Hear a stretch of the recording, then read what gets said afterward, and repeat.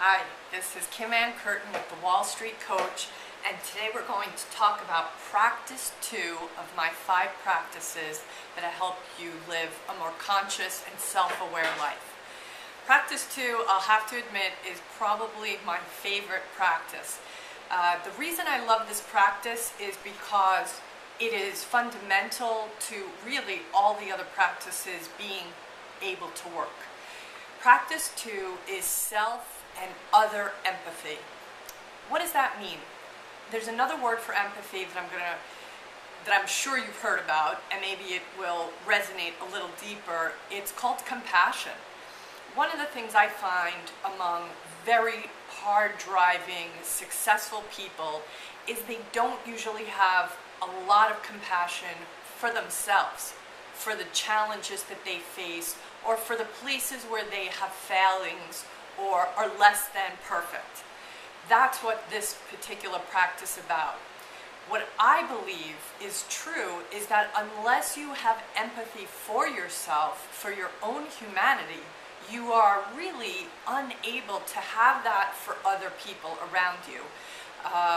One of the hardest things I think this culture or this world asks of us is we hear often people talk about forgiveness, and we may or may not subscribe to that being a real critical and important piece of the journey.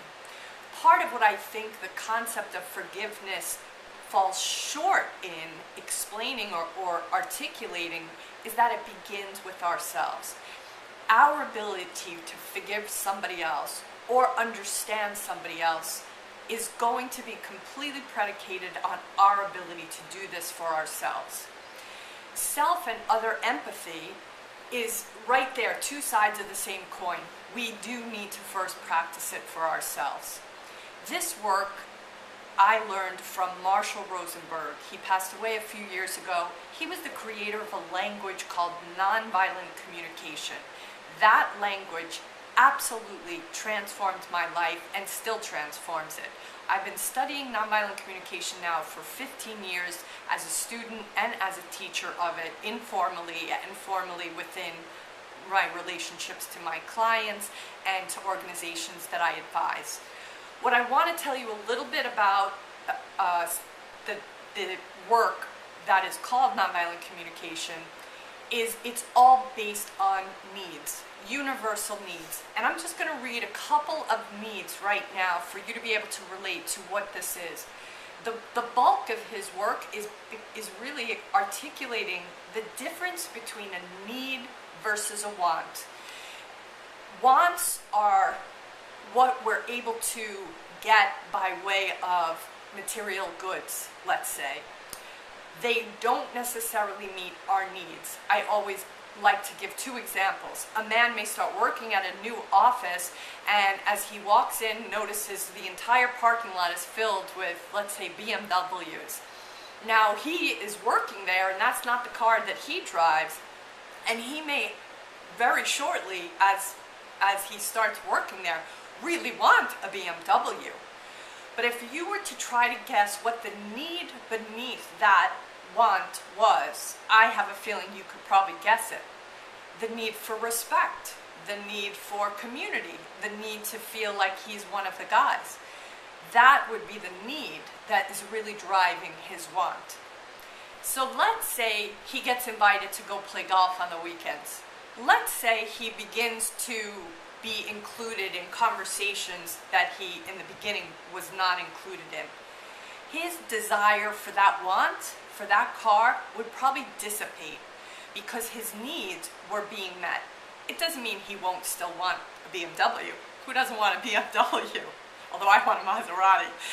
But regardless, at the end of the day, that intensity that we get sometimes over the wants we have desires for, even potentially the success that we desire or the relationship we desire, look if you can below that and see if you can identify your need.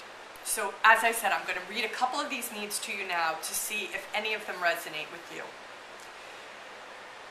Closeness, companionship, respect, love, acceptance, appreciation, belonging, communication, to be understood. These are just a collection of an entire page of universal needs that every human being has. And because I want to keep this to 5 minutes, I want to get quickly to this point. These are the feelings we have when needs are not met. Angry, irritated, annoyed, lonely, impatient, concerned, frustrated, discouraged. Here are the needs that we feel when needs are met. Are you ready? Amazed, optimistic, joyous, eager, stimulated, comfortable, proud, fulfilled, thankful, energetic. If you are not having some of those feelings that sound very pleasant right now, all that is telling you is that you are not getting some of your basic needs met. That to me is the critical piece. When you start to understand your needs better, which is what the coaching work that I do with my clients facilitates, your ability to have those pleasant feelings much more often, and in turn be able to meet the needs of everybody around you, increases. So that's today's practice is self and other empathy, which is all informed by understanding your needs and the needs of those around you. And I hope that this was of value to you. I thank you for watching, and I look forward to sharing practice 3 with you in the next video. Have a great day.